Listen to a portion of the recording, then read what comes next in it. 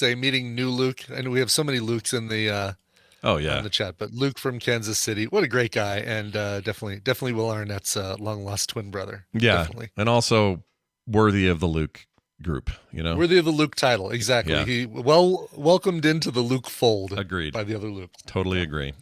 Okay, here goes. It begins in 3, 2, 1. As the President of the United States, I ask you, save all mankind. I'll try. I've purchased a Blockbuster.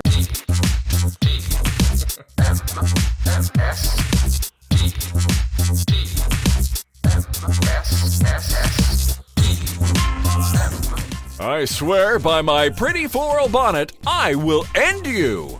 This is the morning stream.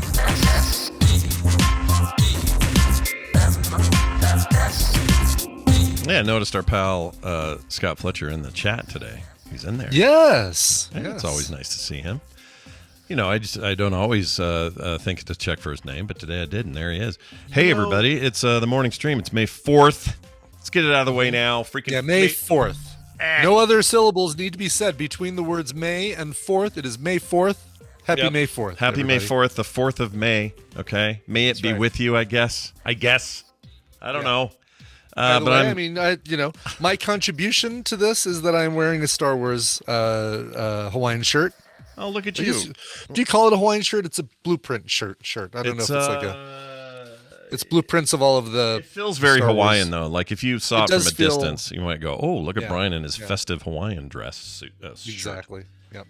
I'm sitting next to a Darth Vader head and a Stormtrooper okay. head. Does this count? Okay. All right. Are we comparing Star Wars trinkets on our desks? No, you're going to have more, and let's not do it.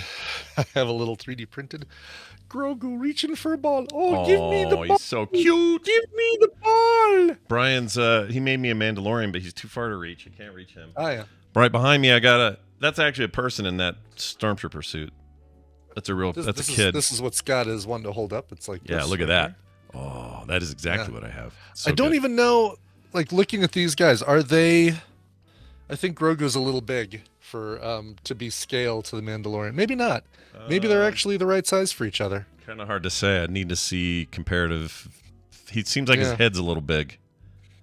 Grogu's head. Yeah, well, Grogu's head is in proportion to his body, so if his head's big, his whole body's big. Yeah, too. he might be a little big then. Might be a little If I had to guess, the ratio is off. I think so, yeah. But it's The okay. golden ratio. Yeah, these aren't the kind of things we have to worry about in our life. It's fine.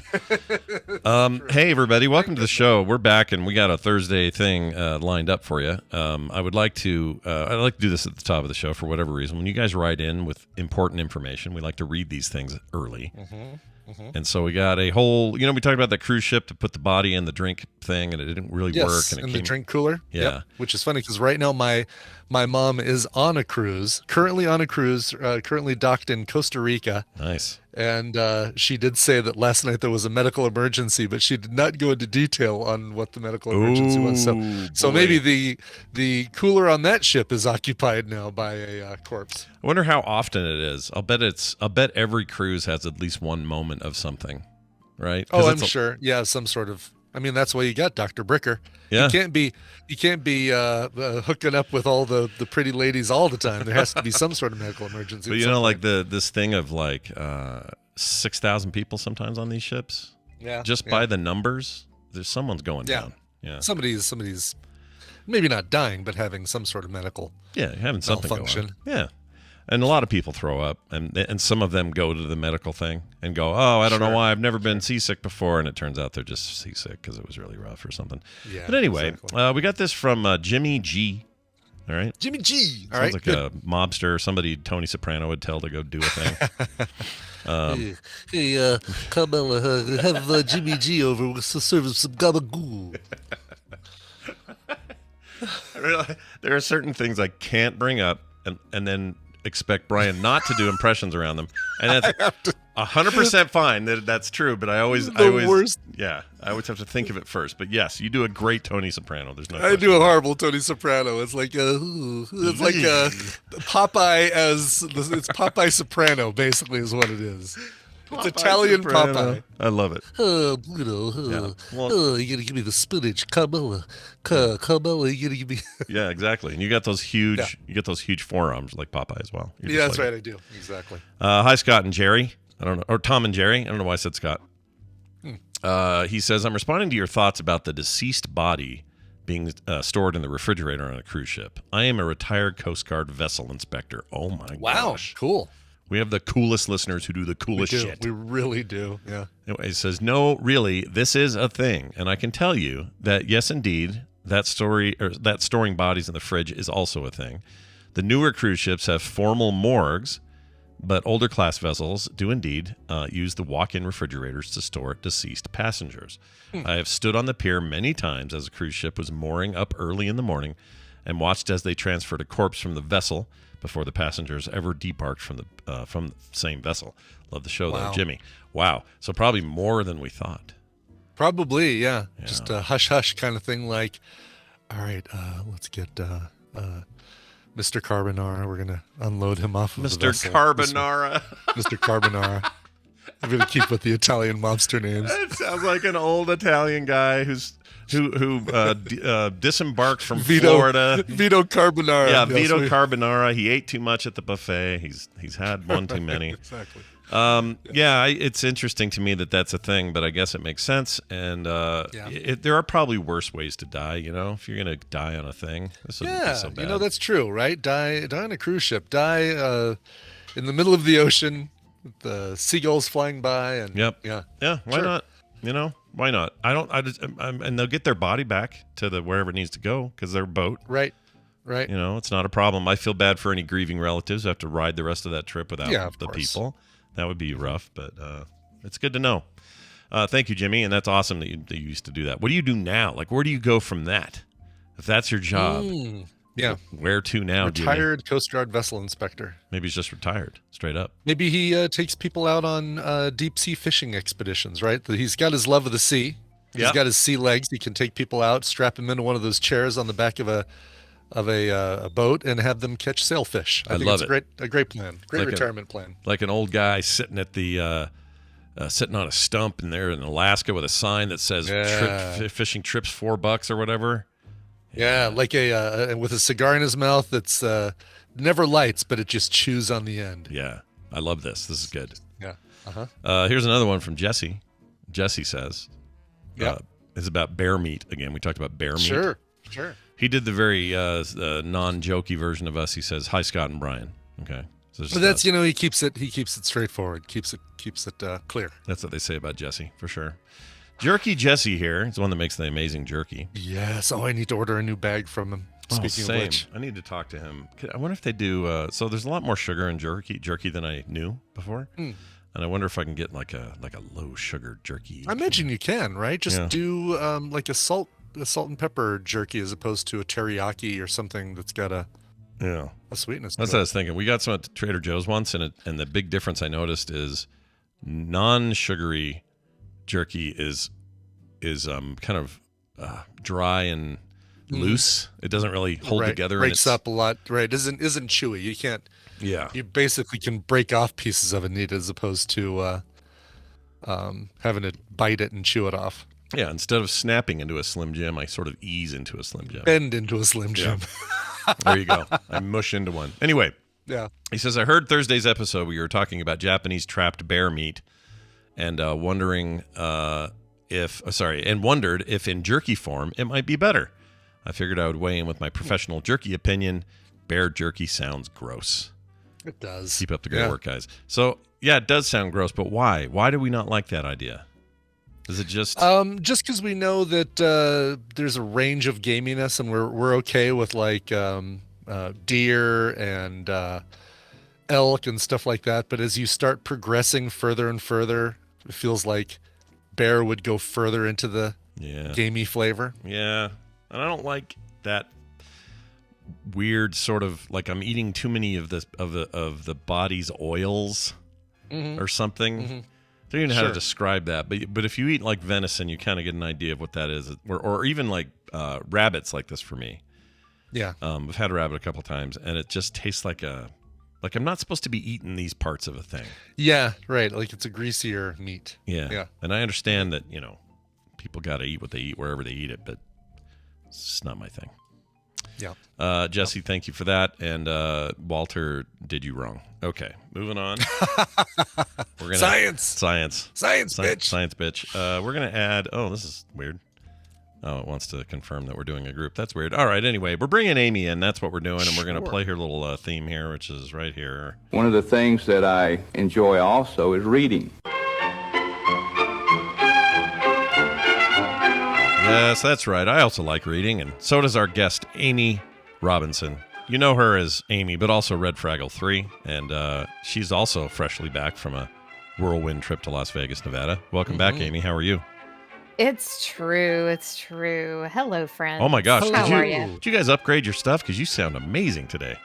Holy crap. No, it's all same stuff. I don't know. Wild. You sound so good at the moment. Yeah, you do sound really good. Yeah. All right. Whatever Well, you did, don't touch anything. Just let it all sit the way it is. You're perfect. Use a Sharpie and mark all of the bars and the knobs of the settings that you've got right there. Just keep it there. Yep. You're all Right? set. Yeah. Like, just I need to just make sure make marks of where I'm sitting in my chair Yes, and where that my too. microphone is and all that stuff. I do that once in a while. If I make any kind of changes, I take an overhead picture of my mixer just to make sure I remember where everything was. Yeah. So I have a whole folder full of these like stages. I should delete old ones. Like I have pictures of a mixer I don't own anymore. I've thrown it out, but I still have them because I'm a pack rat that way. Aw, sentimental. Yeah, I'm sentimental about my overhead mixer photos. I just can't get enough of them. Who knows when my grandkids will want to look those up. Anyway, you may end up with one of those mixers someday in the future, and you'll want to know the settings. That's right.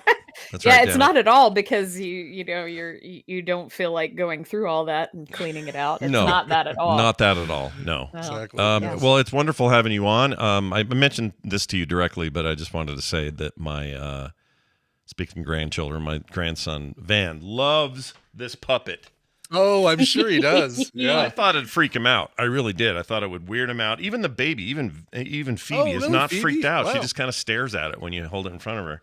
But yeah, man, kids love puppets. I think that's a big reason why puppetry became a popular thing with kids is because they're fascinated by them. Yeah. But yeah.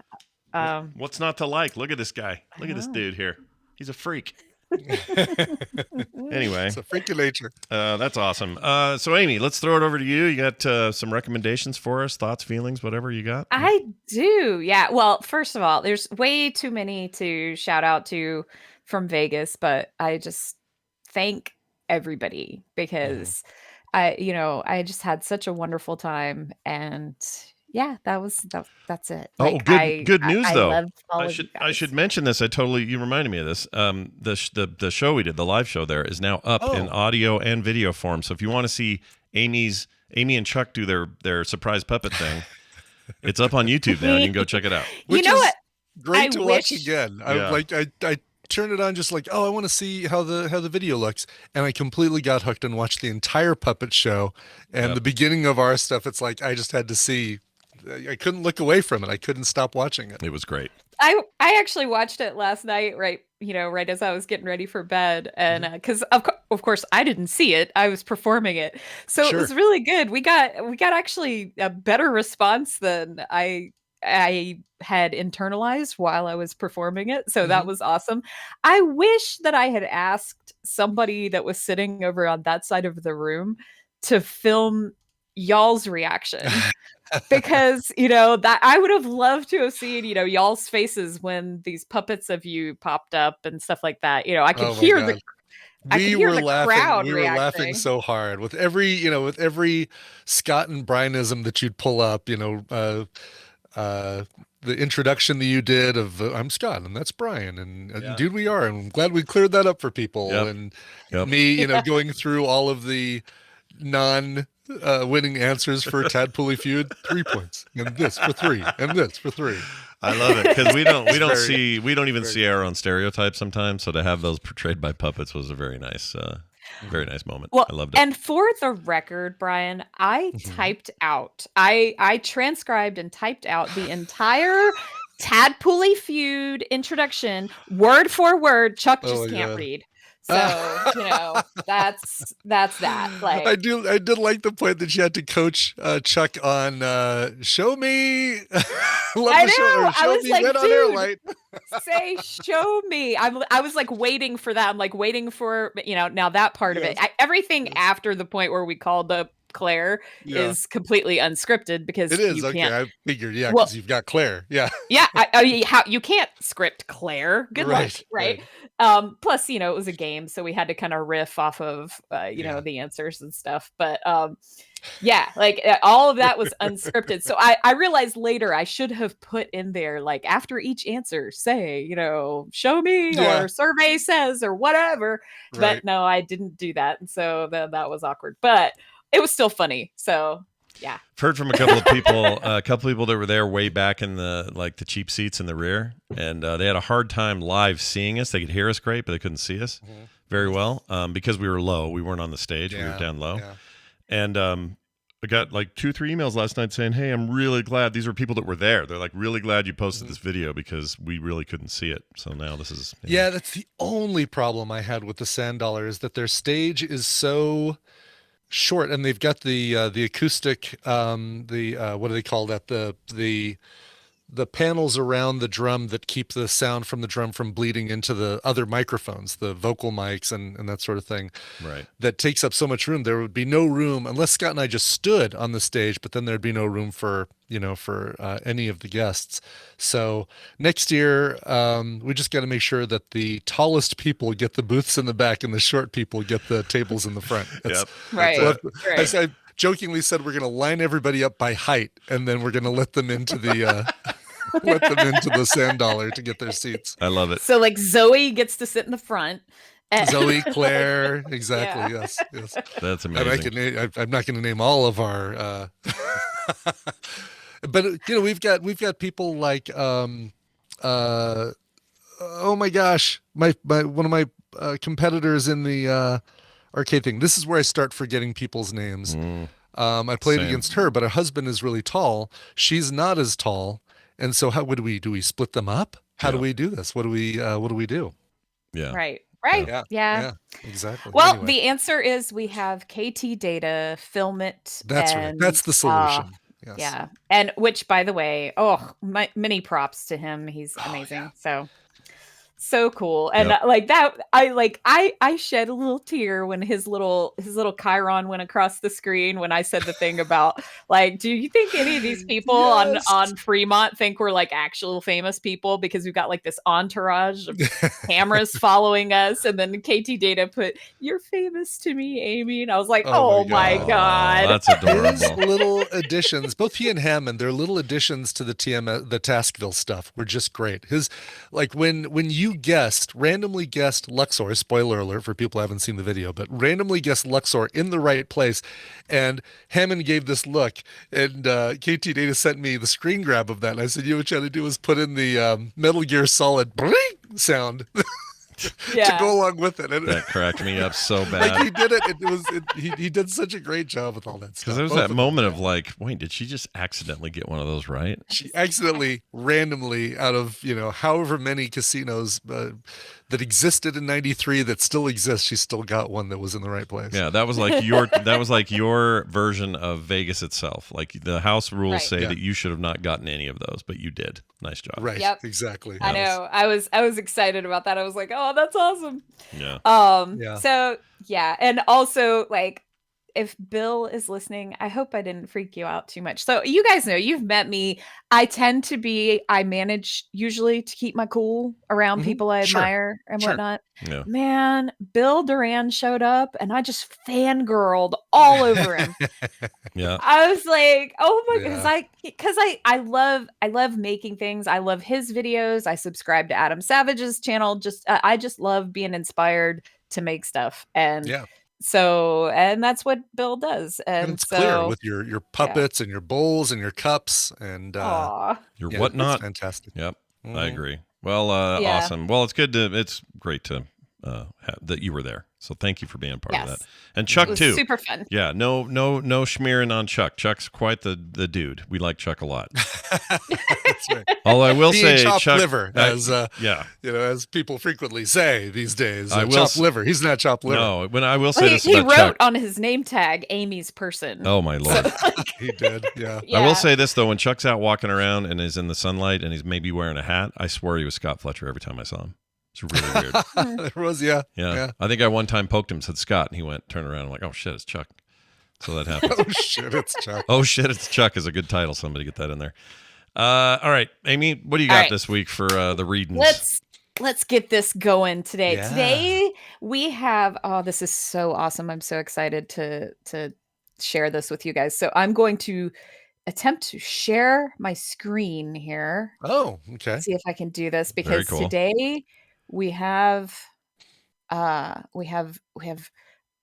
illustrated novel and it's fantastic. Can you guys see? Yep. Yeah, I totally That's see it. cool. I'm going to pull it up Cool, for everyone else All to right. see. All right, got it. Nailed it.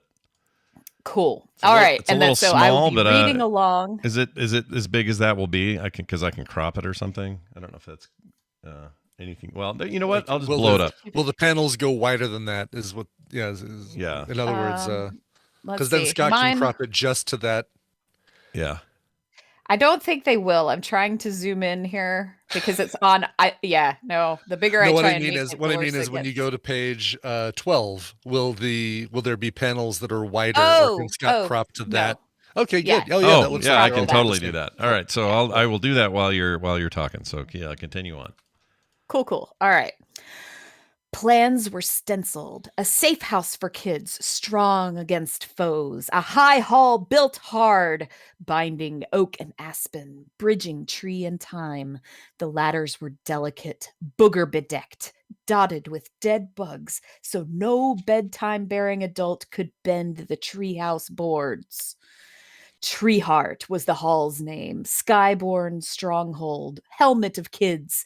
Roger's thanes gathered throne-side, thirsty for adventure, freeing frisbees lost beyond the fence shields of fun haters, wielding water balloons by slingshot, scattering teenage smooch fests. Songs of those battles were sung well beyond bedtime, by night when butts bent benches. Roger broke bars of chocolate, doling dolls, gum, games containing content not intended for kids. Roger, hall crafter, fence climber, bar breaker. That was a good king. But Treeheart's triumphs turned many a tormented eye. Safety inspectors scowled, saying, structurally unsound, what slugs, and privacy-starved teens passed by, pining over the Aspen Palace. But one age-withered nightwalker nursed more wickedness than all others.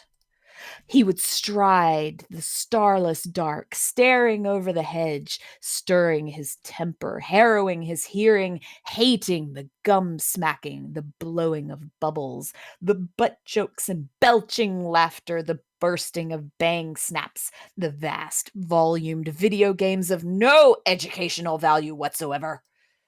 Oh, how he listened by night, loathing Treeheart's fun lovers.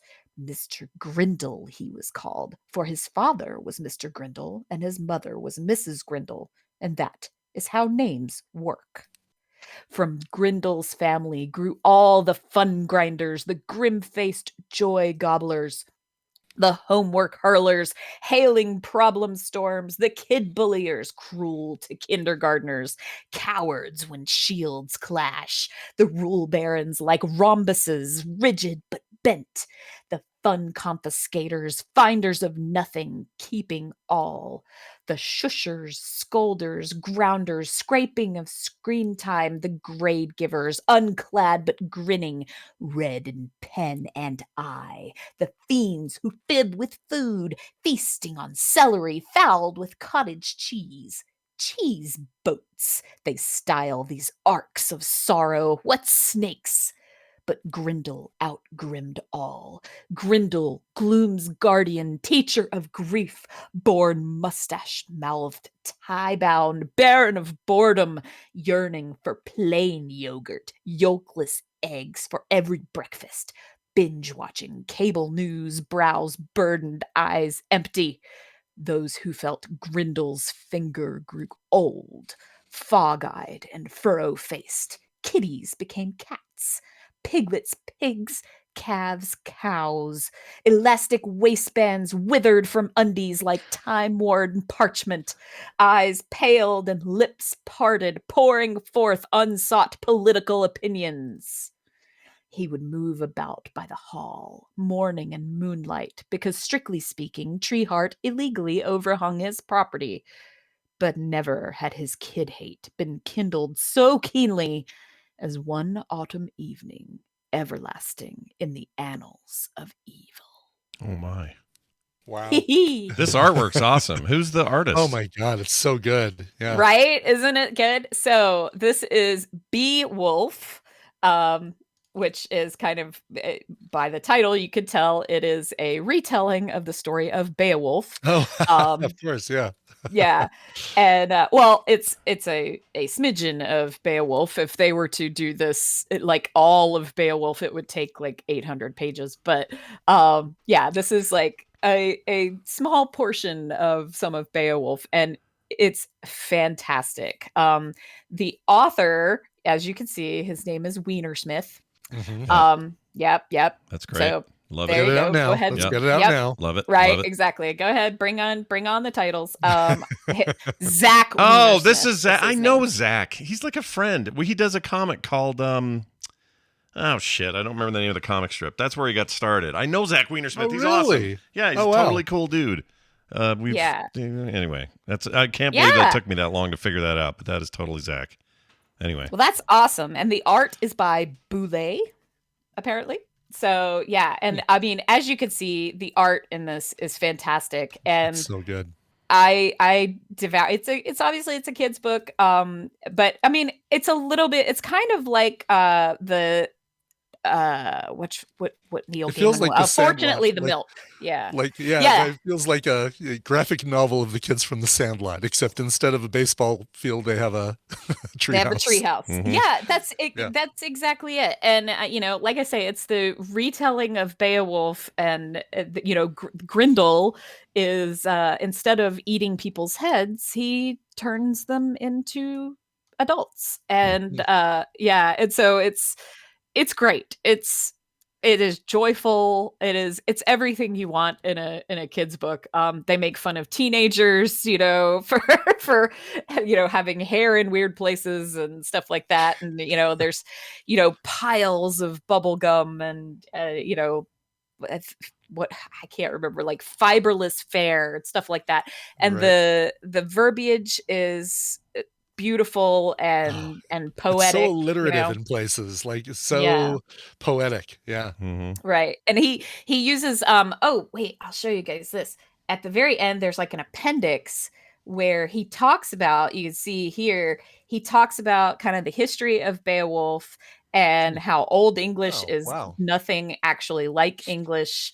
And yeah, and like where's the part I'm looking for it here? Yeah, here's where he goes through like explaining like what a throng is, and like how this AE symbol in Old English and all this kind of stuff. So I don't know, I just think it's really, really cool the way he wrote this. Oh, and then he talks about the concept of kenning, which is essentially like sort of making a little bit of a word riddle. So, instead of a sea, you would have like a whale road, or, like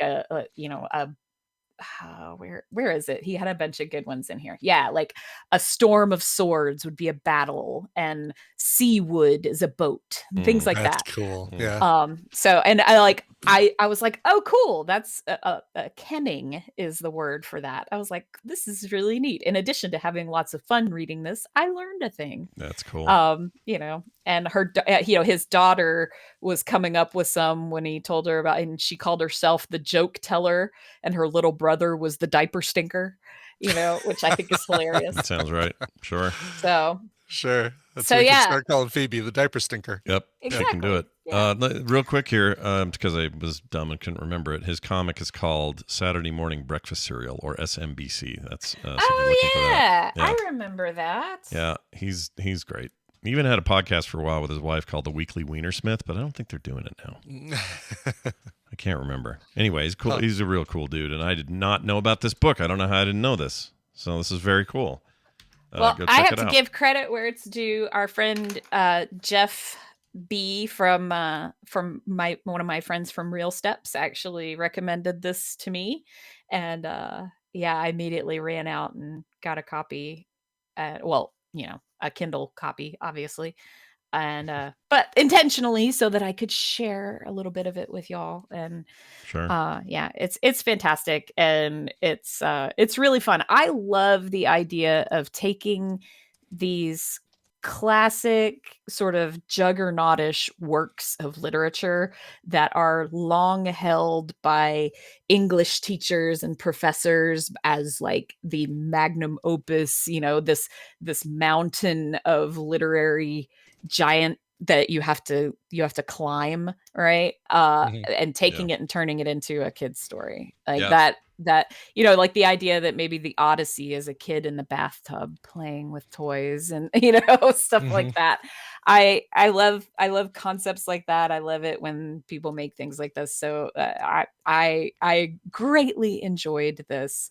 Plus it doesn't hurt that he turns Beowulf into Beowulf and girl, which is awesome. This is the most Zach Weinersmith stuff ever. This is like his whole vibe. If you follow him on Twitter, it's almost 100% like super philosophical questions. Really? About life and things and what does this word really mean when we use it every day, and like his brain works the way this book is written, it sounds like. So very cool. I love that. Well, everybody go out, get it. Even if you don't have kids, like the kid in you will enjoy this, so. Nice. I mean, I am at a point where, all I have are teenagers. So in fact, I'm about, 3 months away from sending my kid off to college. Yeah. So oh my gosh. My oldest. That's a huge new step in your life. That's a big deal. Mm-hmm. I know. It's kind of weird. It's kind of weird, but I'm excited for him. I'm excited for him to go and choose his own adventure, as it were. Yeah, that's awesome. Well, very cool. Go check it out again. It's Beowulf, B-E-A, Weinersmith and Boulay. The art is amazing. I love it. Yeah, it's really really cool. Yeah. And do that today. It's everywhere you get books. Amy, anything else you'd like to mention before we go? No. Well, we are planning another Southeast meetup again. It'll be sometime in the fall. We haven't quite. We thought we had nailed down a date, and then it turns out, as the aforementioned kid who got into Vanderbilt has to be moved into a dorm the weekend that we picked. So how inconsiderate of them not to think about me.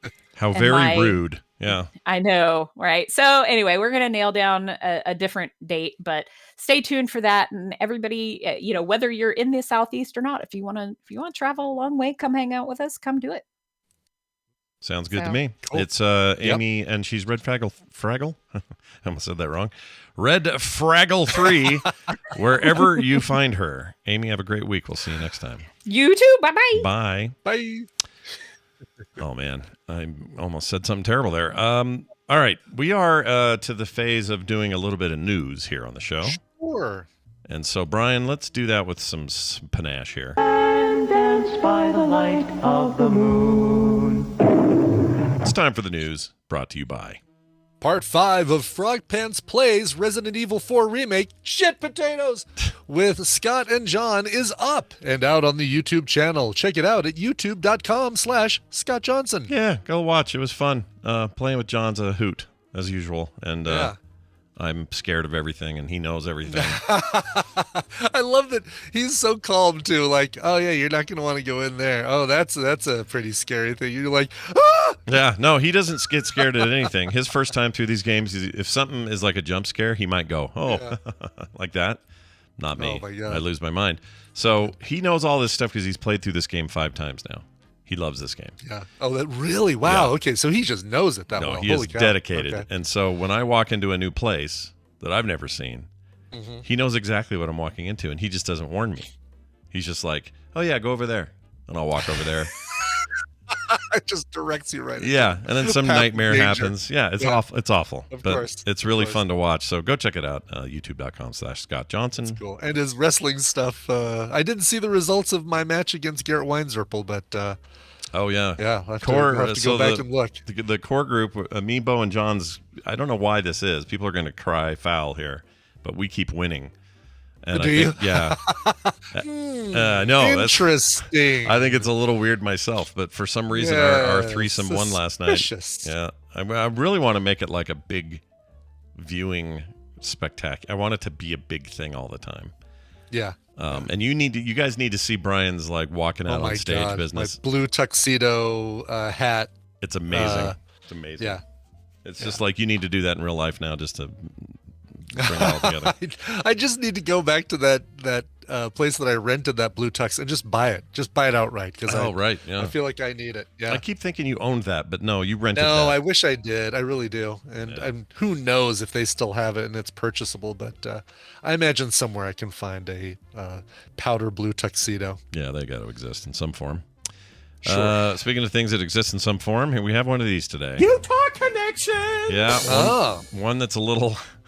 This one got a ton of coverage, for obvious reasons. But I'm sure locally, yeah. oh yeah, it was like a real moment for us. Pornhub in the news with Utah. Pornhub has blocked all Utahns, all of the state, unless you use a VPN, from its site.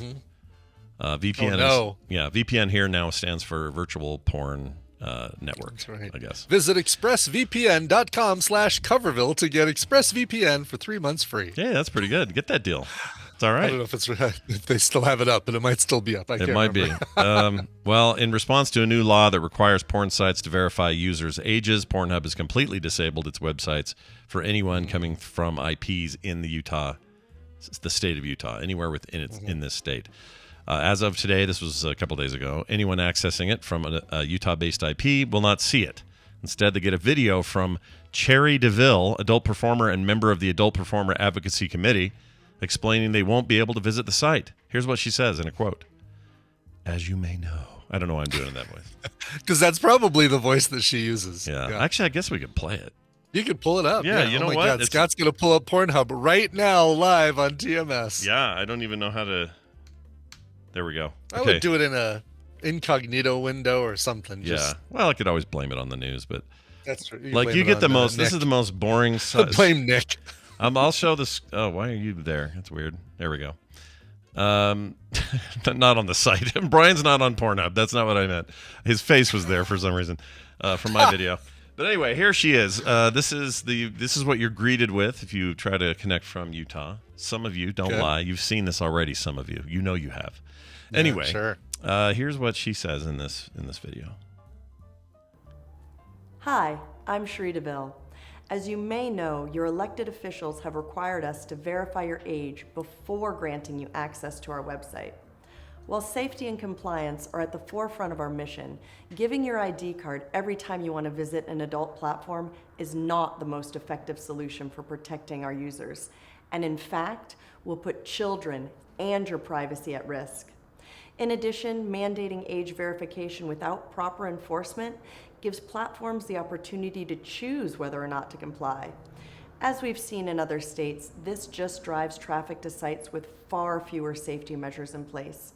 Very few sites are able to compare to the robust trust and safety measures we currently have in place. Robust. In order to protect children and user privacy, any legislation must be enforced against all platforms offering adult content.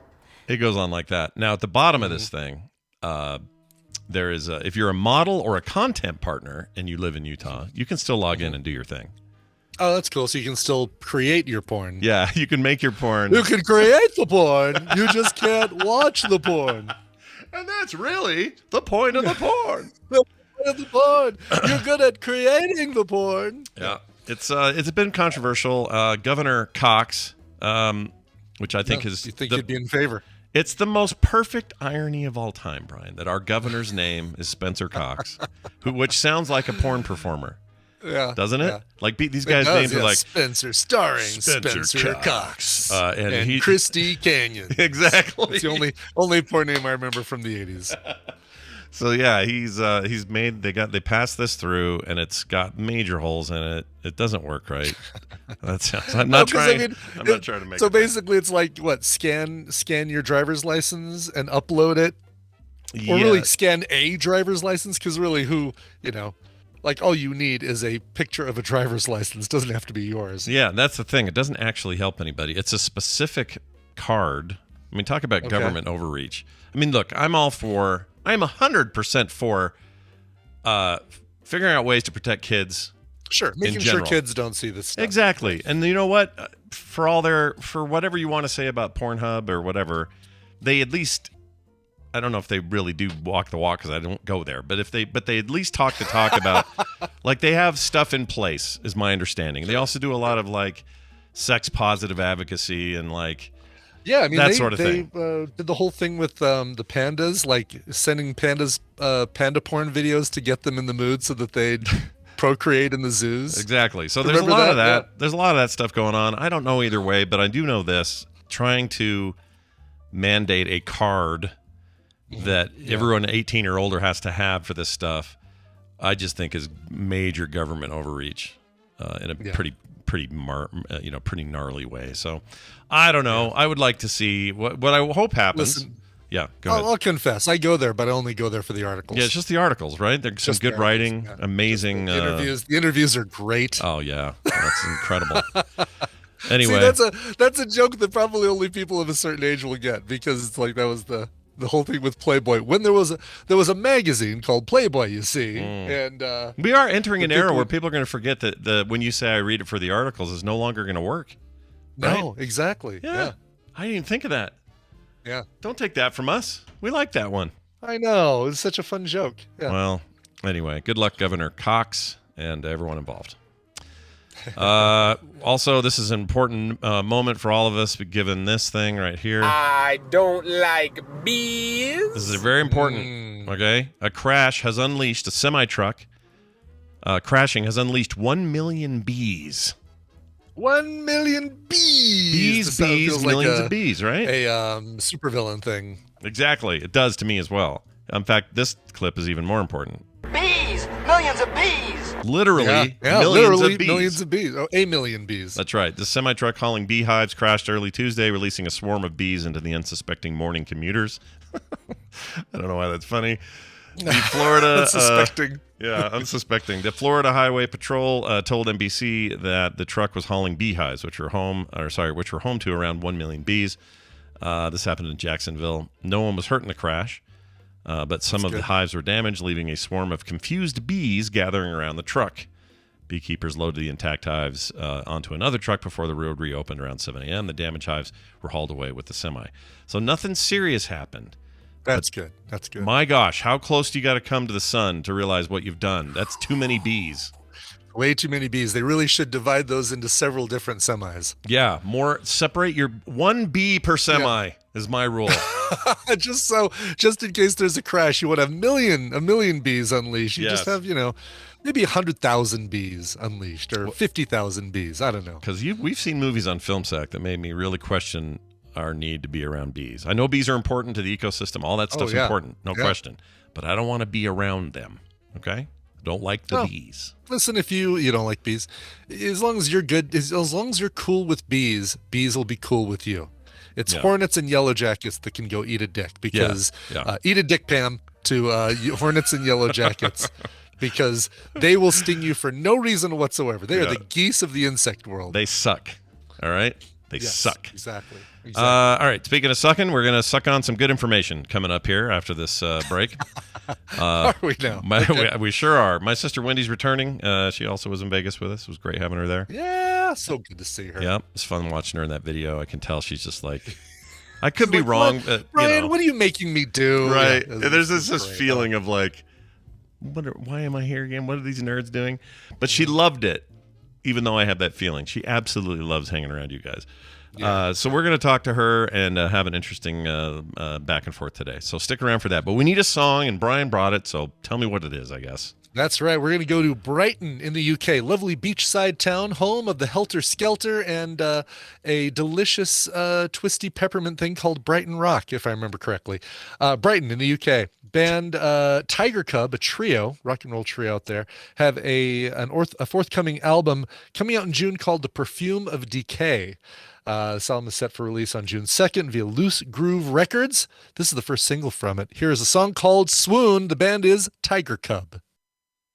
With the Slovenia Blue Dot Flash Cube, you're always ready for the great shots. The enormity of their stupidity is just overwhelming.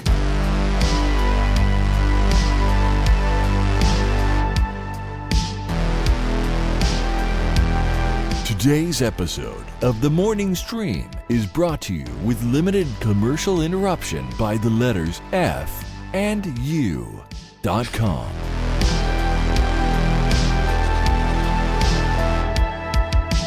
Nicely done, Scott Fletcher. Yeah. Always enjoy that one. Hey, Brian, I would really like to write down the name of that band again.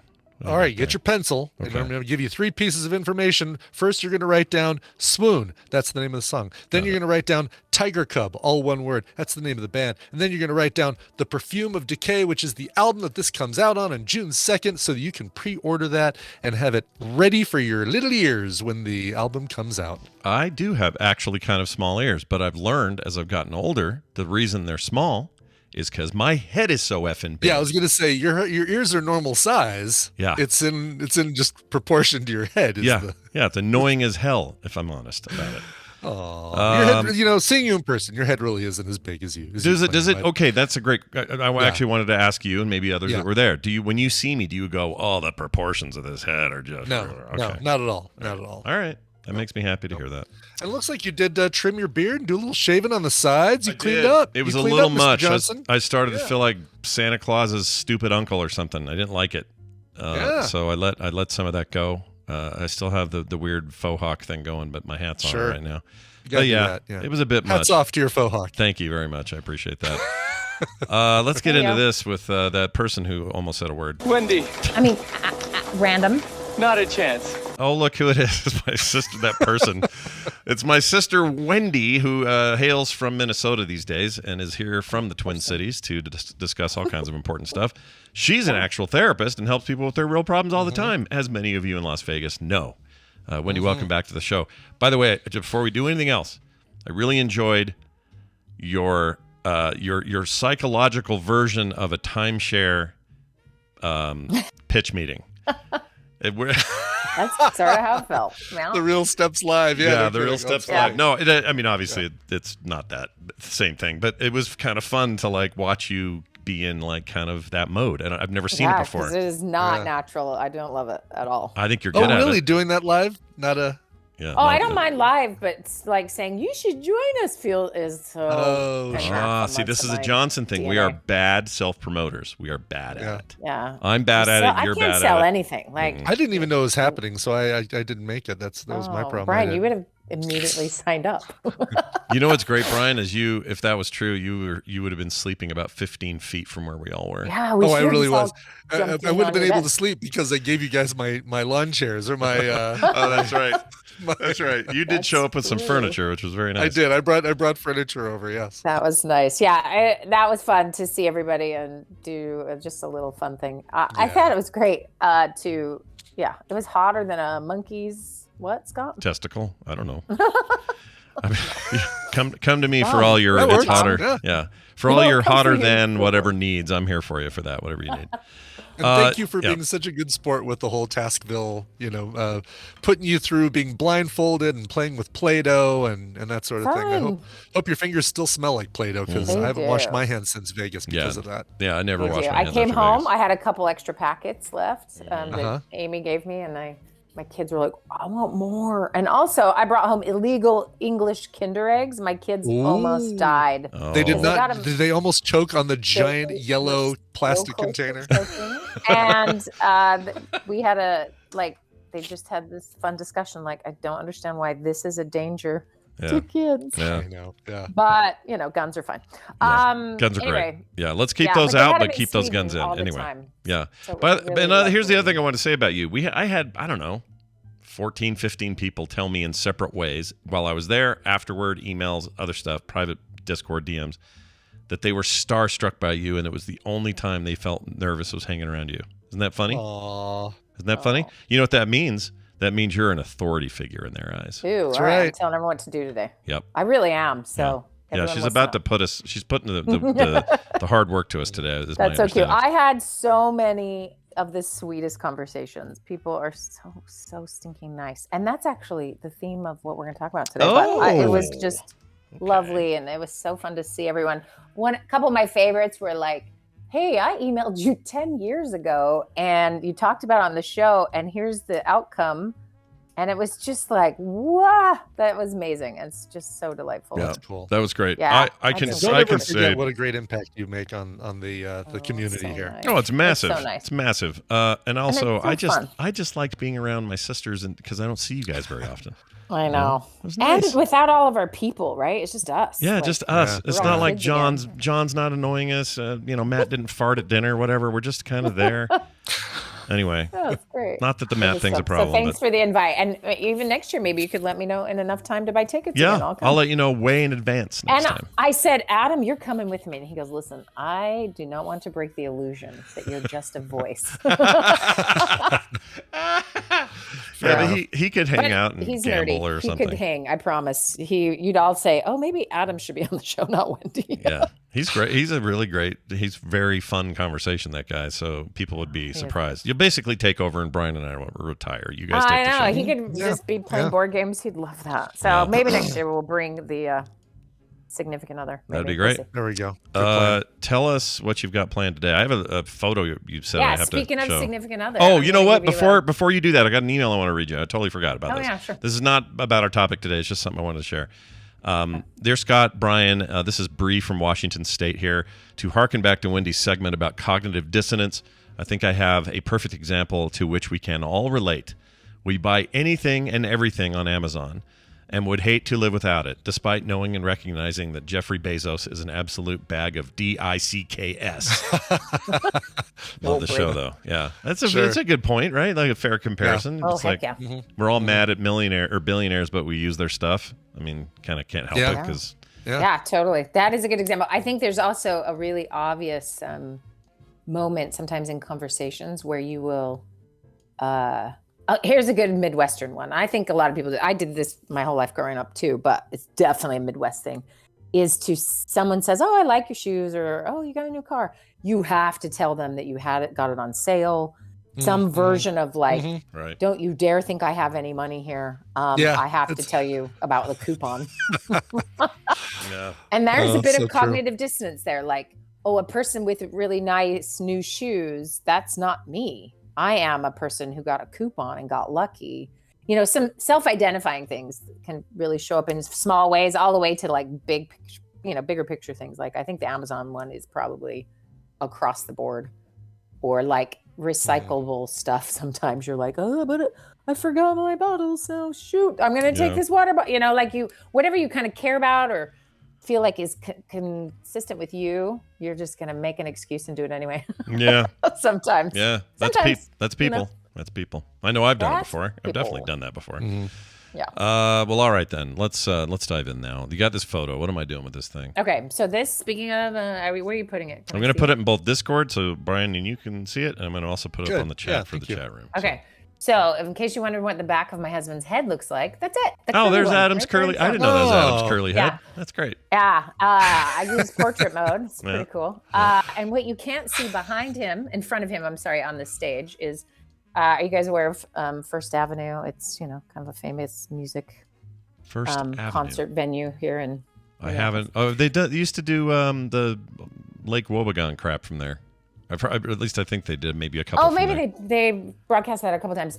It's Prince famously did one of his concerts there in the early days, and everyone where they stop is that place. Anyway, so that's where we are. It's a really fun location, and the band was Feist. Are you both familiar Oh, with Brian it? likes Feist. Yeah, I do like Feist. Yeah. Yeah. Talked about that. It was before. awesome. Here's what I was dying over the whole time. She is my age. And Yeah. she acted like she was 20. Yeah. She was killing me. Anyway, it was really fun. But I'm going to tell you something she did. So if you have tickets to Feist, this is a trigger It's a warning. spoiler. Spoiler alert. That's the Yeah. right word. Spoiler alert. So turn this If you off. don't have tickets to Feist, then it's a trigger warning. Yeah. Then it also is a trigger warning. If you couldn't get tickets to Feist. Yeah, if you couldn't get it. Anyway, so this was just her second stop. And so it was really cute. Anyway, so I like her music. I think it's great. I think she's got to be weird. And this is me not thinking too hard about this, but her voice is so like Celtic, angelic, freaky to me sometimes that I'm like, she must be weird. Okay, is that? I don't know if anyone else does that.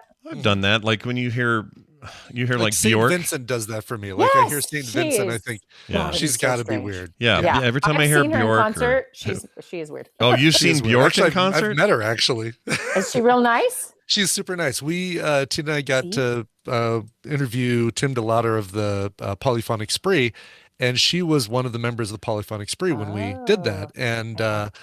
And then she went off solo and became Saint Vincent. Annie Clark is her real name. So we Yeah. saw her at the Armory, which is another fun cool. venue that is like literally where they kept all the arms in the early days. The Armory. The Armory. Anyway, Yeah, sure. yeah, she's great. Sure. And she definitely vibes as like, wow, she's probably very weird. And I don't mean weird in like, more like, this is going to be a interesting creative person that, you know what I'm saying? Okay. Yeah. So we go to the concert. I have no real sense of her at all. And How about that experience this of was finally what? Sorry, I was going to have her. You can hear her. Hold on a second. getting up in front of an would love you Here she is songs talking. for the Eased myself by playing the entire album beginning to end, sort of. Oh, she just sounds like a normal lady when she's not Oh, singing. she's Vincent super or is normal. that Feist? That's Feist. That's Feist. Right? That's Yeah. Feist? Okay. Yeah, Okay. that was So let Feist. me tell you how she starts the show, and then I'll get to what my point is here. Okay. Okay. So she, all of a sudden, there's this big white screen over the stage, so you can't see the stage, and there is one mic and an amp in the very center of the floor where everyone is. So it's a surrounded space, and we were like, "Whoa, she's like really unplugging here. Like this is going to be, a different kind of show." So she suddenly that white screen clicks on, and you can see just shoes, and it's her walking around backstage. Oh, weird. Okay. And so we're all screaming, like we're very excited to see a person, Anyways, clever little use of whatever. And all of a sudden she walks past us Whoa. and she's filming her feet as she's walking up to the wow. thing. That was so cool. And then she got up there and she messed with the camera for a while. And she came across as the most normal, really funny, down to earth, and not afraid of all these people near her. She'd stop and take photos of people's tattoos or their cool earrings and like mingling amongst us totally. She was just so great, right? Sings, is wonderful. And then she does this trick, and here's where we're going. Okay. She says, "Hey, does anyone in the audience want to just do this while I'm performing? They can just walk around and film whatever they want." No way. Oh, And wow. you're like, "No, don't just let anyone." I was nervous about this. Anyway, so some guy, she's like, "What's your name?" He's like, "Colton." Okay. And so this guy gets the thing. And at first it's making me sick because he's moving too fast, Yeah. He got better as time went on. And he just went around, he went upstairs in the balcony and did some funny, cool things with the camera. And then she's like, "Why didn't somebody show a picture of your lake house? We're in the lake country." And someone pulled up on their phone some hilarious old drawing of an old lake house and showed it on their phone. And we're laughing. So she's really interactive while singing and playing. And I mean, it was so fun and entertaining. Yeah. And then he keeps filming And then he gets to like some coats and stuff. And he's showing himself pulling back the coat. And inside is like a notebook. Okay. And he takes the notebook out and he starts flipping through it a little bit. You can't really quite read it. Mm-hmm. And then he like goes and takes it to her and says, this is someone's journal. So she goes on this riff of like, this is somebody's journal. She's like, okay, in the age of consent, I'm going to call the number. There's a number in the front. I'm going to call it. Please answer and let me know if I can read from your journal. It's and weird because it feels staged. Like how do you know there was a journal there and all that stuff? But, totally, yeah, but I'll keep going. Yeah. They did it in subtle enough ways that you weren't quite sure. Sure, yeah. And then at one point she says this. She goes, "Okay, guys, I'm really bad at this, and I'm just gonna tell you, like, this is not a real journal, right?" Like she just broke it. She couldn't keep going. Yeah. And then she's like, because you were thinking I was like a nice person, and suddenly I was going to do this thing where you were really going to wonder who I was. Yeah. And it was true. You kind of thought, like, you can't. Exactly. Read. Oh my God, we trusted you. Yeah, totally. Yeah. And of course, it's like a journal full of poetry. And then that guy, Colton, was a ruse. He was really a professional camera guy. And suddenly he switches mode on the camera, and it is like 1,000 times better and artistic, and it was really clever. So a little trickery here or there. And she admitted, like, I don't know if this was going to fly, and just trying to be entertaining, she's kind of doing that thing. And you're like, okay, why are you telling me this? Here's the point. Okay. I was wrong about her. And then she literally 15 minutes into the concert is playing out the question of my perception, not me personally, but our perception of her as a good person or not. Mm-hmm. And I liked the psychology of it. It made it a little more fun, right? Yeah. Anyway, so if you go see Feist, sorry, I blew the whole thing for you. It's all fake, but but you kind of know that Smoke on one and mirrors. hand. Yeah, but it was clever. And then, she did a great job. Now she gets up on, they drop the screen and the whole band's behind her and she starts rocking out. And then a song ends and I see her just take off her guitar, set it down, walk off the stage into the audience. And you're like, oh, she's going to do another thing. And why she did that was because somebody fainted.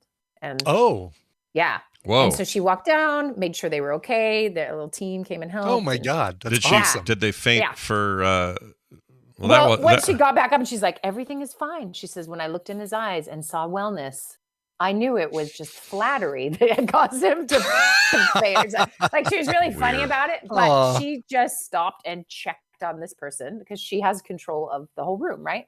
And so proving her goodness and blah, blah, blah. Anyway, so all that is to say, I wanted to talk about this anyway, but this was just last night and I thought, this is like a fun example of this. And Minneapolis crowds in particular were known for a couple things in the music world. And that is, we yell thank you a lot. It's really like to the artists, to the artists. There was so many yelling of thank you.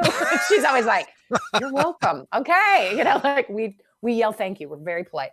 And it just made me laugh. Proximity to Canada, I think, is what does that. So. Yeah. She is from Canada. Anyway, so that idea is like niceness, everyone's being helpful. She asked us, hey, if you were the camera guy, just show him the compassion you would want if you were doing this for the first time. Like she just kept invoking like goodness, So that was why I brought this up, because this was the inspiration for this. Scott and I both listened to a podcast recently. He referred it to me and then I sent him one, and that we're going to give everyone that assignment for homework.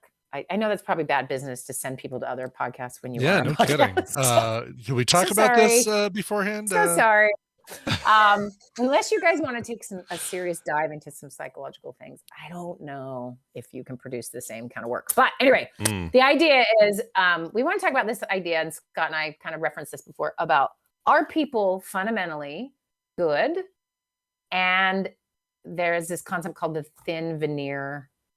And basically we all have just kind of a thin veneer of civility. And if that drops for any reason, maybe a scarcity of food or fuel, or, something puts us in a difficult state, that thin veneer drops, and then we're all savages and we're all going to, kill each other. And I believe Scott and Brian, you guys are kind of on opposite sides of the. Gosh, where could this topic have come from, Scott? I have zero idea. Yeah, we've talked about it on the show. The short of it is, for those who have missed it somehow, is I think when, like, in the scenario of zombies coming, I think people will band together and help each other more than Brian thinks. Brian basically thinks that when you take away, everyone's kind of left to, well, to The survive, thin I need veneer. food, I need whatever. Yeah. The thin veneer you're talking about, you take that away and then it's just all chaos and we're all done.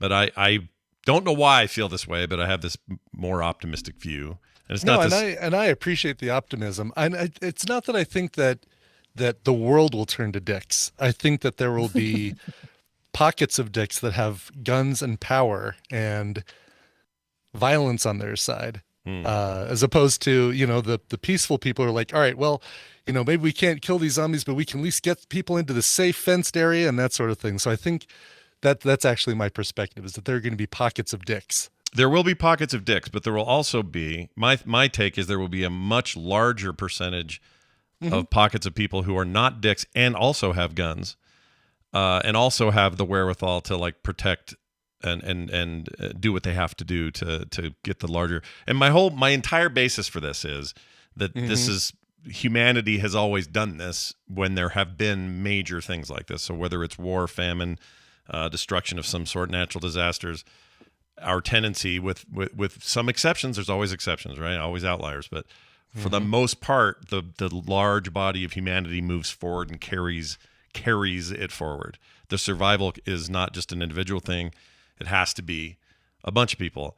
And I don't know why I have that I don't know why that's the way I think about that. And I don't know why it is Brian thinks the way he does about it. That's the one weird bit, is I don't know why there's different. Because I'm a super optimistic person otherwise, but I I witnessed agree. stuff during the pandemic that is like, wow, this is like how humanity acts when there's strife. You get people having shit fits about a mask in front of a Costco. You got people grabbing up all the toilet paper and not like, all right, well, let's leave some toilet paper for other people. You've got all of these things that I saw demonstrated during the pandemic that I thought were just unhuman or unsympathetic human characteristics Totally that just agree. got amplified by that. Yeah, totally And agree. so that's why I feel it's like, all right, well, yeah, there's going to be good people, but I think there are going to be groups of people that band together that have their own best interests in front of the other people. You're not wrong. The way I always looked at that's what's funny yeah. about the Costco thing. When I would see those videos, and there were a bunch of them. Yeah, I would see one, and I would try to remember that it was one lady up front freaking out, and there were 800 people in that Costco not doing that. Right. And so that to me, it's a percentage issue of the large portion of people will band together and figure this out and defeat whatever the thing is. But there will always be a jerk with a toilet paper roll or whatever. There'll always be somebody who's being a butthole. Yes, totally. I don't think you guys fundamentally really are on opposite ends of this. I think you probably totally agree. Not as much as I think Scott would like to think. Yeah, for fun. No, I don't film that conversation. Yeah, I don't. I should. Maybe I make more of it on the show than I should. But I agree. When Brian says he's generally an optimistic person, I 100% agree with that. Like more than most people I know. Yeah. But I just think it's in this one case. I think it's like we're being disserved by videos and media and news and everything. They only show us the crap. They don't show us anything else. And so I'm just always trying to keep that in mind, that our vision of stuff is so freaking curated. Genuinely want your perspective of this kind of thing to be the true one, to be the actual one that we experience. Right. But yeah. So here's where see a few more. that could be like, we'd be done with the discussion. Like, well, yeah, the media influences what we see. And some people, right? We can stop there. But of course, my job here is to make it way deeper. So this is why I want people to listen to these things. But that's why we're going to make it a 2-weeker, because once you have more of this information in your head, it will be interesting how you perceive some of these questions. Because the 2 podcasts have a lot to do with psychological studies and how we understand this, because people have been looking at this for a long time. when ultimately we figured out what was happening in Nazi Germany, it was just unfathomable, right? And having to figure that out over time and try to understand that. Many things have come from trying to understand that level, because it doesn't, that level of orchestrated evil is not common. I mean, it doesn't last. Well, it lasts however long it lasts, but for what had to be in place, right? And we've talked about maybe on the show different elements of what psychology or biases or, cognitive distortions we use to do different things. So I just find that stuff really fascinating. And when we think about this general worldview, there is some interesting things to note, like whose worldview actually is doing better in the world. You would often think, well, the one who's the most protected from the bad stuff is going to be the safest, but actually they're not. And so there's a couple things that might be enlightening for people to hear. Because, one of my favorite things in life is when it's the exact opposite of what I thought it was. I love that feeling, like, I was opposite. I was so wrong about that. I love that better feeling. than exactly. Totally. Oh, for sure. You want to be proven wrong, especially in a situation like this. Especially about this. And so anyway, so Scott, I gave you the links to both, but one is the Hidden Brain episode that is about your worldview sort of system, and the guy who does a lot of research in that area. And it's nice little augmenting to the other one, which is about the thin veneer theory. And that is that, you go through that little thin layer and we're all gonna just go nuts. And that is a Throughline episode, I believe. Throughline, yeah. I really I cannot recommend Throughline enough, by the way. It's so good. Such a great podcast. And it's not just stuff like that. There's a lot of history stuff in there, but this one in particular jumped out at me because they had so much background and data about, I realized part of it was supporting my brain in terms of where I was at with this, right? Where my overly positive outlook on that sort of stuff. But they had so much data to support it. Historical data long before we were filming these things or showing them on the nightly news or any of this other crap. It was that I found that really comforting because I was just like, wow, okay, we do generally move in the right direction. World War II is a good example. Like, that is a tentpole of evil. That is a moment in history. Oh God, yeah. Human history is just like, could it get worse than that? Maybe it could, but boy, howdy, is that bad.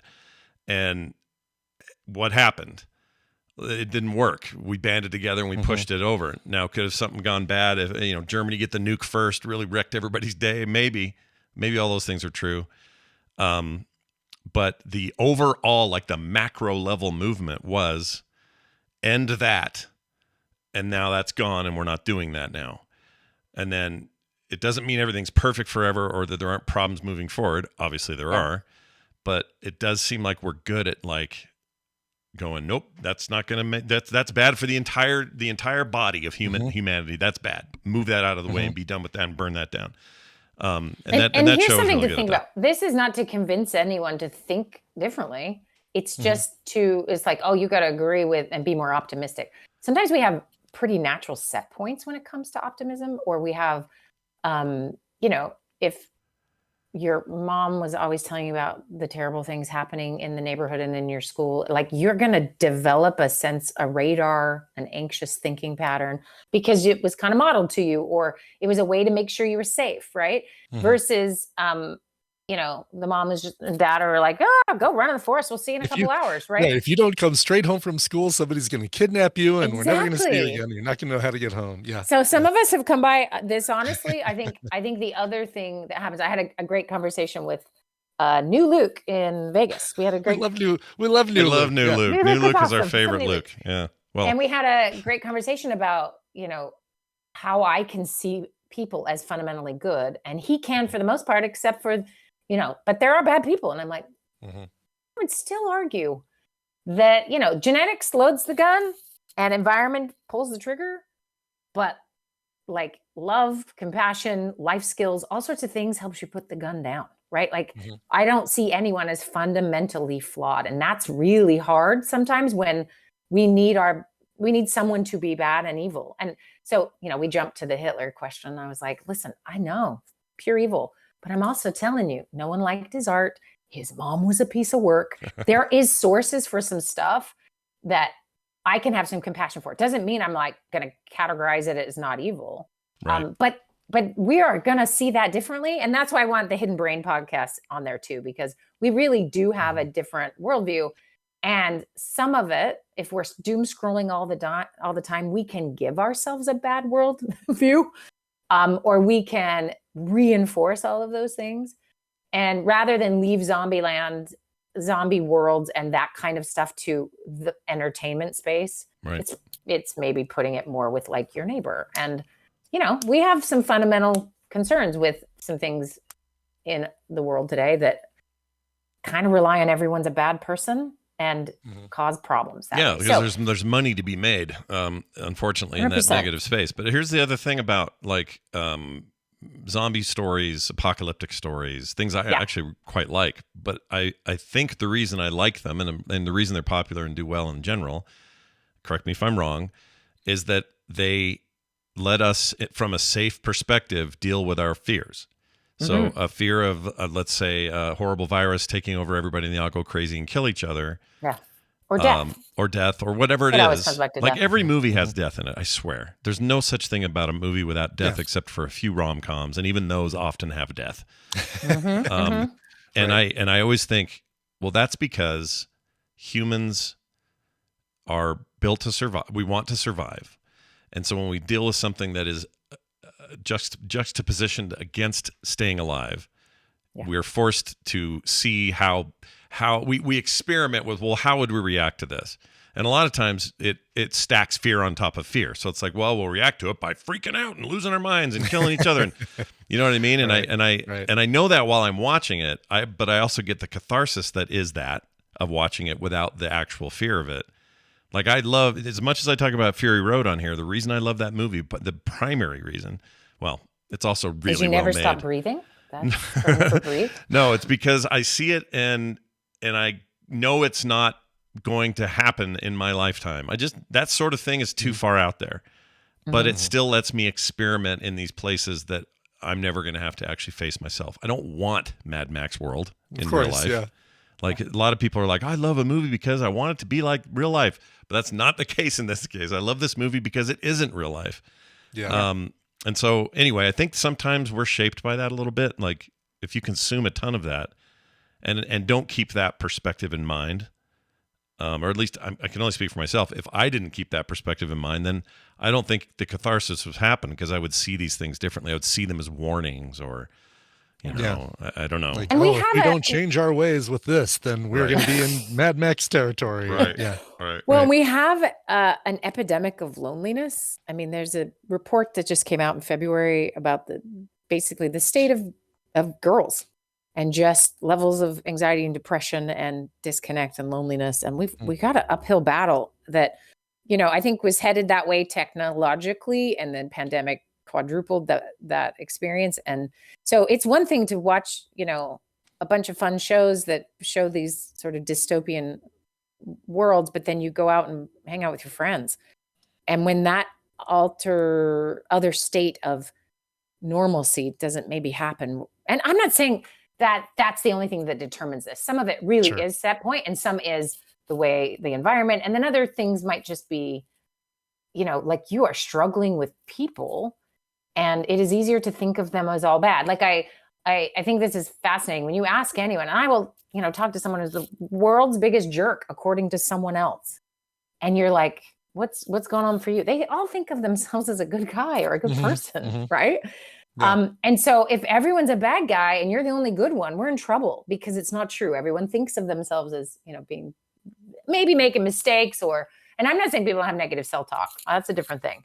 Anyway, but that concept of figuring some of this out, I think is pretty powerful when I can help somebody maybe feel more alive in the world. So the Hidden Brain podcast breaks up these worldviews into different things. It's not just like, is the world bad or good? But sort of, is the world interesting? And is it an aliveness or a closedness? Like there's a couple of different framings that I think will be really fun for people to think through as they listen. And then when we come back, we can dig into it. I don't want to give all my good stuff away. I've got like studies and I've got like questions for the two of you as we kind of navigate it, because I think it's a big picture view of all of this stuff. And Feist taught me last night that, she could mess with my view of her goodness pretty easily. Right. You call her she has Feistian. She is Feist. Not Faustian. I don't know even what Faust. What is Faustian? There's somebody named Faust, and that's all based on that. I don't know what that is. That's maybe that's a terrible. I've heard person. the term Faustian, but I've never. I have no idea exactly who that is. Yeah. All right, so this is what we're going to do this week. It's a little bit weird, but we're giving. Faustian bargain. That's what there you're you thinking go. of. We're going to make. We're doing homework, okay? And the homework is everybody listen to these 2 episodes of these podcasts. They're excellent and worth your time, regardless. I'll put links in the show notes in all the places I post the show. And then next Thursday, Wendi has a follow-on that will make sense when you're all done. Right, Wendi? We all love homework. Yeah.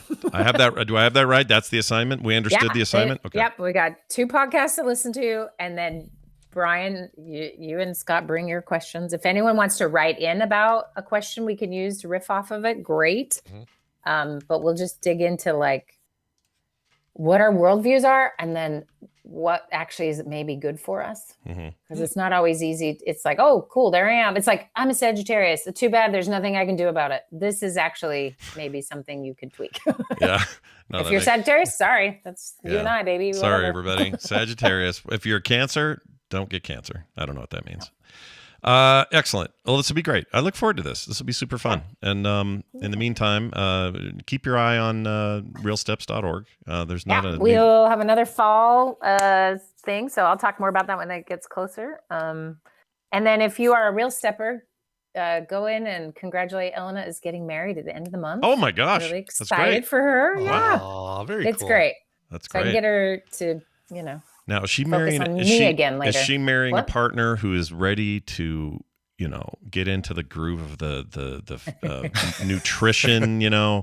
All the stuff she's really big on. Are they ready for that? Do you know when their first date, he said to her, I am not going to run with you every day. That was the first thing on a date. She said, I like junk food. She's like, it's okay. Oh wow! Well, this is good. But you never know, right? When you So- date a yeah. nutritionist, that's going to be pressure. And she'll have an effect, but it's good to, opposites attract, all that stuff. So I want that guy eating a Totally. burger, and I want her out running and You eating will. sprouts all day. That's what we And want. everyone's happy. Yeah. No, it's going to be great. And I'm actually going to the wedding. It's in Orlando. And who goes to Orlando in the end of May? It sounds Nobody. terrible, but Nobody. Oh, that's probably one of the better times to go. Is it go really? in, Okay. Don't go in July or August to September, but May is probably Yes. pretty good. Stay out of there for hurricane time. Don't go there. I will. Oh, I will. yeah. So, Yeah, so send her a congrats if you're on Discord with her. And thanks. We will do real steps again, everybody. All right. Have fun, and we'll do this next week. It's Wendi, Okay. everybody. Have a great week. Thanks, We'll see you then. everyone. Bye. Bye. All right. So I put those links in the chat. I will put them everywhere else the show is posted. Yeah, so I people can need get it. those links again.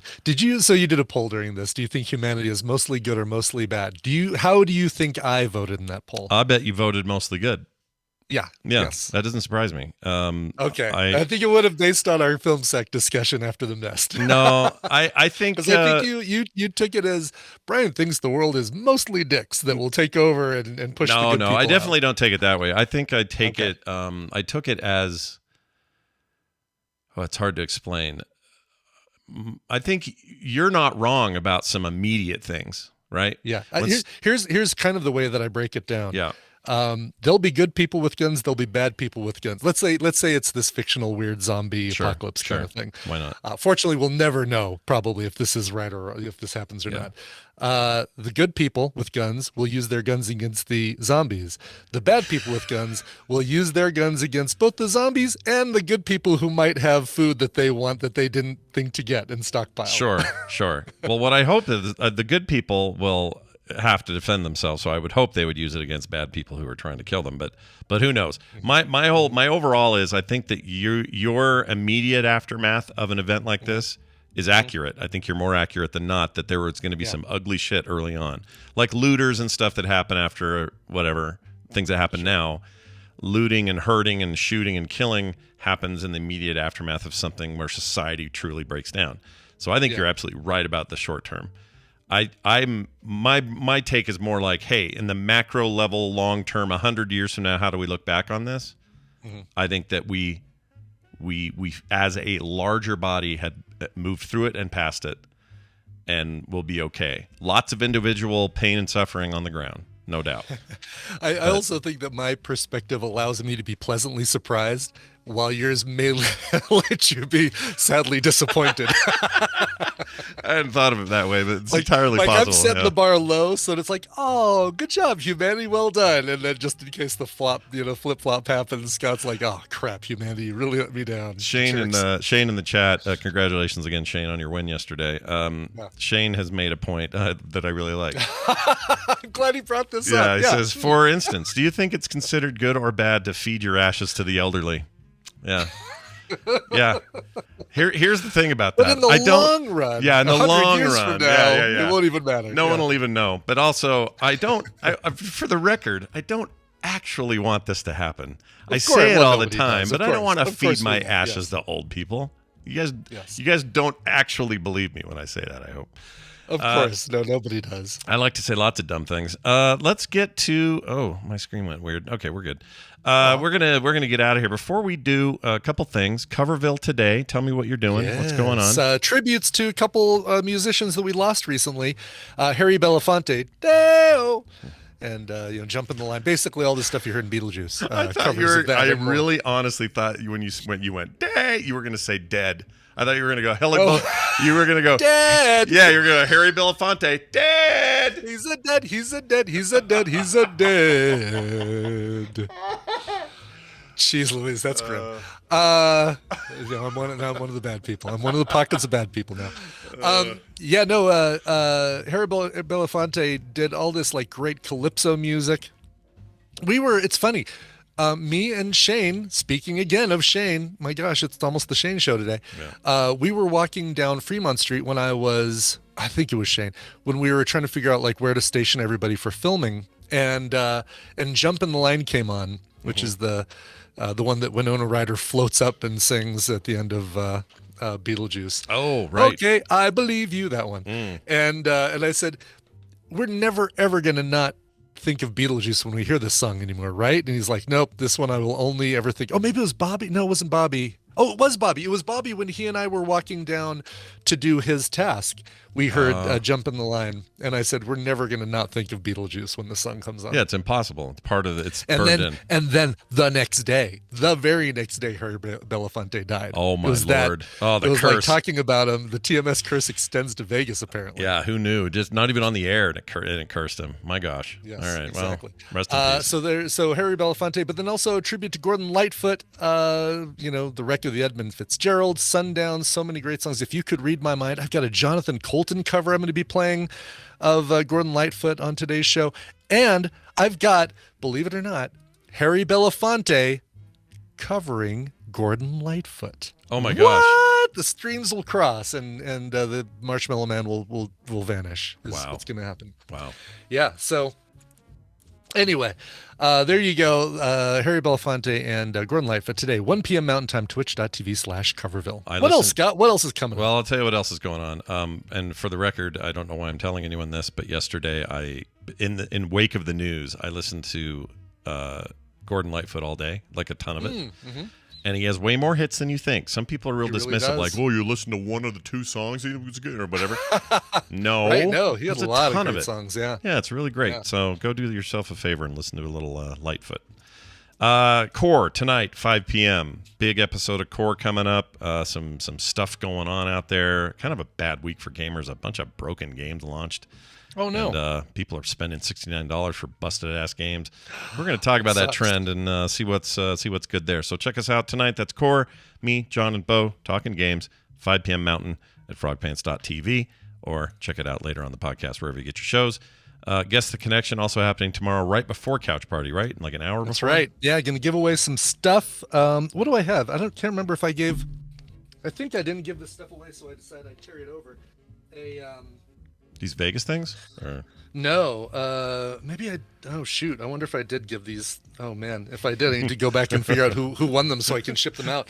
But a BlizzCon mouse mat. Oh, that's a good one. I have that one. That's a good one. A spearmint trick gum from Pee-wee's Big Adventure with Francis with the black goo coming out of his face. Nice. And the pièce de résistance, a Star Trek Emperor Giorgio dagger, metal dagger that is also a letter opener. That's very cool because Section 13 or whatever the hell it's called is getting a movie. 31, yeah. Yeah, very excited about that. No, you did not win them, Claire. Good job. Yeah, You nice did job, not, Claire. You won the stuff that I gave you, a Carnage bookend thing and a deck of Wizard of Oz cards and that sort of thing. So and a little plastic Phantom of the Opera or something. I can't remember, but you got those. Some so blue you can play horseshoes, some yellow diamonds, all that stuff. Yeah, that's exactly it. That's exactly it. Yeah, yes. yeah. Awesome. Guest Connection. Check it out, 9 a.m. That also means Couch Party right after that. We're going to do it at 10 a.m. It's for patrons only. You know who you are. Head on over to the Discord if you have questions about how to watch it. Most of you know. But we'll be watching the latter half of Vegas Vacation tomorrow at 10 a.m. Mountain Time right there in the Frog Pants Discord, which you can get into if you haven't already at frogpants.com/Discord. All are welcome. Okay? Get in there. Also a skim this weekend. Not sure when we're doing it, but Kim and I will bang one of those out. That sounded wrong. Bang out a skim. Yeah, something about that seemed weird. It sounds wrong. Also, some big news. I got a text from an anonymous listener this morning. Breaking news. Beep, beep, beep. Hey, this is for TMS, they say. For anyone who can't make it to Meow Wolf, an installation wherever they live, the VR game Walkabout Mini Golf is going to be releasing a Meow Wolf course. I just need to flat out pick up that game because they added a Mist course too. You can play mini golf on Mist Island. Yeah, that game's rad. Walkabout Mini Golf is good, real good. It's one of my favorite VR experiences, and hearing them doing this sounds great. I haven't seen the Mist thing either. I need to charge my Quest. I wonder if I can play that on the Quest 1. Maybe. I just need to finally break down and get a Quest 2, but I'm waiting.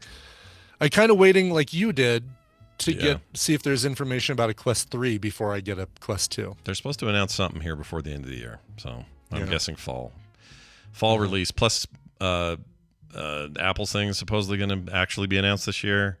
Whatever they're doing. Oh yeah, right. Yeah. Do I wait for that one? You should wait and then see. Then everything works with all my other stuff. Like my Apple Watch will now be part of my VR experience. Ooh, and that's right, because it's supposed to have AR, VR, and MR. Yeah, it's all. Wait, what's the MR? Mixed reality or something. I think mixed reality just means VR and AR. Right? But they are describing it as having AR, VR, and MR. Oh, weird. The early leaks. Maybe it's not mixed reality. There's some sort of modified reality or something. I can't remember what the. Oh, I like that term. What the deal is. That's fun. Yeah. Anyway, we'll hear by fall, I guess, what they're doing. That is it. Film Sack this weekend. Cocaine Bear for our 600th episode. Cocaine Bear. Yeah, yes. 600 episodes, you guys. Can you believe it? Woo! That's 300 times 2. Or 150 times 4 for the 4 hosts. Oh, that's nice. I like that. That's good math. Yeah, you can do that way too. Yeah. Anyway, so tune in for that. That'll be this weekend. Film Sack Cocaine Bear. Watch it on Peacock, right? Yes, Peacock. Not Paramount for some reason. Not Paramount Plus. We had Paramount Plus in our spreadsheet saying that's where you could find it. We mix up those those two P networks get mixed up all the time. I do it every day. All the time. They need to change their thing to something else. It's their fault, not mine. All right, that's it. Patreon needs you. Patreon.com/TMS. Join. You know the reasons why. I tell you every day. Hop in. It's cheap. We did a monthly because we're dumb. It's all great. Just get in there. Support us. Be a part of it. Watch couch parties with us. Get stuff in the mail. Just no commercials. All that stuff. You want that? I know you want that. So get in there. Patreon.com/TMS. That's it for us. We need to play a song to go, though. What do you got? I've got a song. This one's going out to Jeff Collins. He goes by the name My Garage Bay on Patreon, or as he wrote, Patreon. I should never complain because I have typos all the time. I'm turning 46 and spending the day waiting on the HVAC repair person to show up, since only available day they could come. Today is actually the day he is spending waiting for the his birthday. I'm sorry. Tomorrow is, but we don't have a show tomorrow. So gotcha. Tomorrow he's going to be waiting on the HVAC repair person. So he's just like, I want to listen to my request. Yeah. So sure. Happy birthday. Let's party. There you go. Ooh, cut the Yeah. fart off early. Anyway. I know. What's up with It's- Farrago? Like Farrago's doing got cutoffs on the couple of things weird lately. glitches. I got to figure them out, but I'll figure it out. Yeah. Anyway, here's what he said. He said, Coverville, please pick something you have not played for a while that you love. So like, oh, awesome. I can actually play a song that maybe I haven't even played on TMS before. And so I am going to do exactly that thing. Now, those of you who are regulars to TMS Vegas may remember a show we did at the Bunkhouse. This was before we even did a Taskville thing. This was like maybe 2019, 2018. And Scott and I went to that Blackout restaurant with Hammond. Hammond recorded audio of Scott and I eating whatever it was they were putting in front of us, vegan food in the dark, and that whole experience. I think that was the year that I jumped off the deal, off the stratosphere. Oh, yeah. 2019 then it would have been, I think. 2019? Okay. Yeah, I think so. I don't know. I mushed those 2 years together in a weird way. I don't know. I think there was one after that we did. Because you definitely jumped in 2019. That I remember. Did I jump in 2019? Then it must have been 2019. So yeah, we had the Bunkhouse. It caught on fire during the pandemic. Then we came back and did one at Artifice, and then we did the deal Sand Dollar this year. So anyway, if you came to that show and you stuck around after our live performance, of course you saw Same Sex Marriage, but you also saw a dude come out in a flight suit wearing a helmet that had a old style telephone welded into the front of it, and he played multiple instruments, drums with his feet while he played guitar, and you never saw his face, and everything was kind of like modulated in his voice and everything like that. That guy's name is Bob Log III. Bob Log III. This is a band that or a performer that James and Svet wrangled for TMS Vegas. It was wild, absolutely wild what that guy did. It was so great. He was so awesome. How about a song covered by him with Chuck D? Yes, Chuck D covering Johnny Cash. So Chuck D and Bob Log III covering Man in Black by Johnny Cash. I've been waiting to play this song for such a long time. So I'm glad. Thank you, Jeff, for giving me the opportunity to play a song in my list.